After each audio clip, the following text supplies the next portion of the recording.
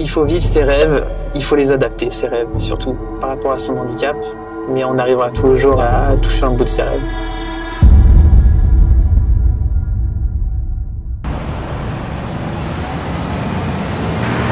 Ce jour, c'était le 21 mai 2014.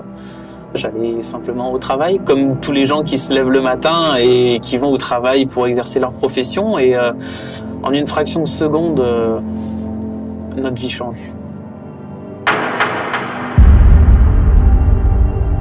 J'ai grandi dans une famille de vignerons. Le domaine est à Cornas, c'est là où j'ai toujours vécu.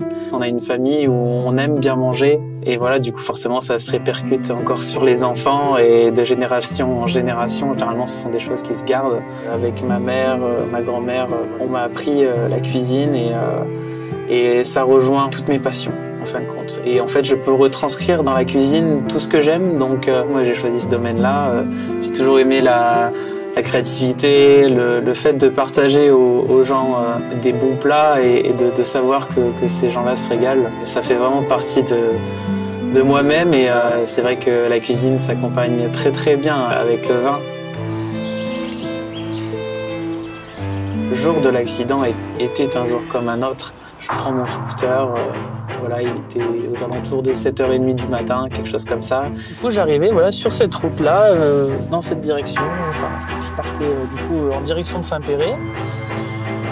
Et puis en fait, elle a complètement voulu du coup traverser la route. Et moi, à ce moment-là, quand elle a décidé en gros de traverser pour aller sur l'autre voie, j'étais environ au niveau peut-être du passage pour piétons, peut-être, je sais pas, à 50 km/h avec mon scooter. Et là, à ce moment-là, boum, là, il y a eu l'impact.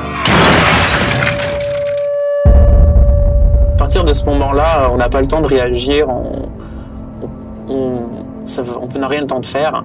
On comprend qu'on est en danger. J'ai juste eu cette pensée-là à ce moment-là. Et puis après, je me suis réveillé sur un trottoir. Alors je sais plus si c'était un peu plus sur ce côté gauche ou sur ce côté droit, mais c'est là où je me suis réveillé, où ensuite des automobilistes se sont arrêtés pour me porter secours en quelque sorte. C'est ici que tu te retrouves projeté de l'autre côté? C'est ça, exactement, ouais. C'est aussi ici que tu te retrouves projeté entre le monde valide et invalide?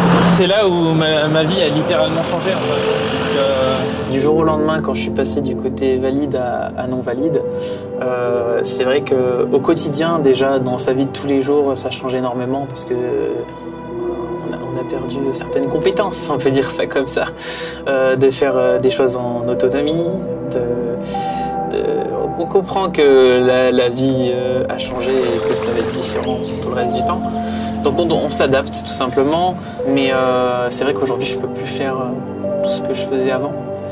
Et c'est dur pour le moral, des fois j'aurais presque envie de courir comme ça, mais malheureusement ma prothèse me retient.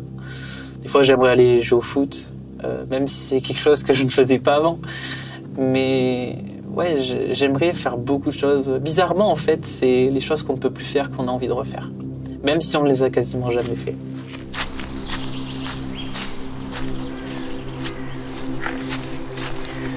Il y a un truc avec ma prothèse que j'ai de plus en plus de mal, je remarque, c'est les appuis.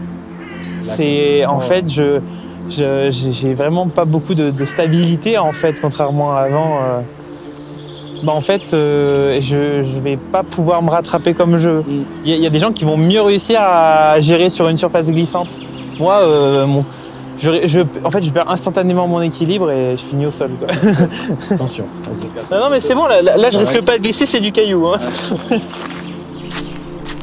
Aujourd'hui, mes séquelles, ça fait que dans ma vie professionnelle, forcément, il y a des moments où je ressens que je peux pas exercer comme je le voudrais à 100%. Des fois, j'ai presque envie de m'en vouloir parce que je me dis « Ah, mais ça, faudrait pas le faire parce que c'est pas bon pour toi. » Et lorsqu'on m'a dit que j'allais devoir me réorienter et quitter le monde de la cuisine.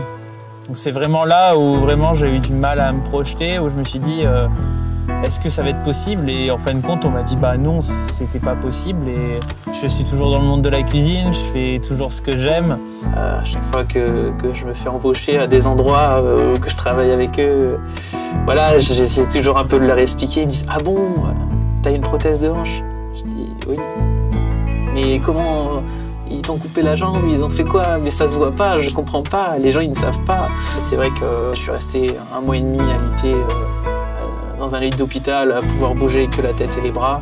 Ça a été des moments très forts, ça a été des moments de partage et je pense que c'est là où la famille est le plus soudée aussi. Ça leur a pris énormément de temps au quotidien d'être là pour moi, de pouvoir m'aider, que ce soit à l'hôpital, ils descendaient tous les week-ends au centre de rééducation à Palavas-les-Flots pour venir me voir, pour essayer de venir me changer les idées, pour me soutenir, aussi mes sœurs. Bien sûr que ma famille a joué un rôle énorme et forcément, ils ont forcément eu des coups au moral. Enfin voilà, ça a eu forcément un énorme impact dans leur vie et c'est pour ça que d'un côté j'étais inquiet de leur donner autant de soucis, mais aujourd'hui je peux que les remercier de tout ce qu'ils ont fait pour moi.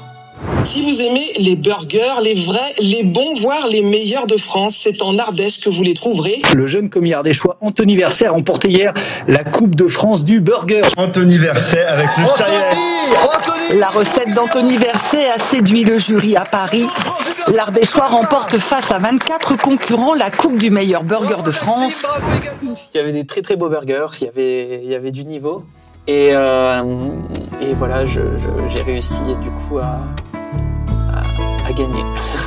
À gagner, c'était pas prévu et je m'y attendais pas. J'avais pas prévu d'après d'ailleurs à cette compétition, mais j'étais super heureux. Franchement, c'était forcément aussi l'un des plus beaux moments de ma vie. Je l'ai vécu avec beaucoup de sang-froid, avec beaucoup de respect par rapport à tout ce qui m'est arrivé, par rapport à mon handicap.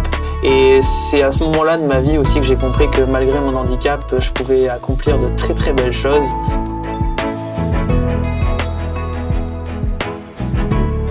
Peu importe son handicap, on arrivera toujours à faire des choses. On n'est pas bon à mettre à la poubelle. On ne doit pas être un problème pour la société, mais plutôt justement une force et qu'on fasse qu'un avec également les gens qui sont valides. Les valides et non valides doivent être une force et grâce à ça, on pourra accomplir que des choses meilleures.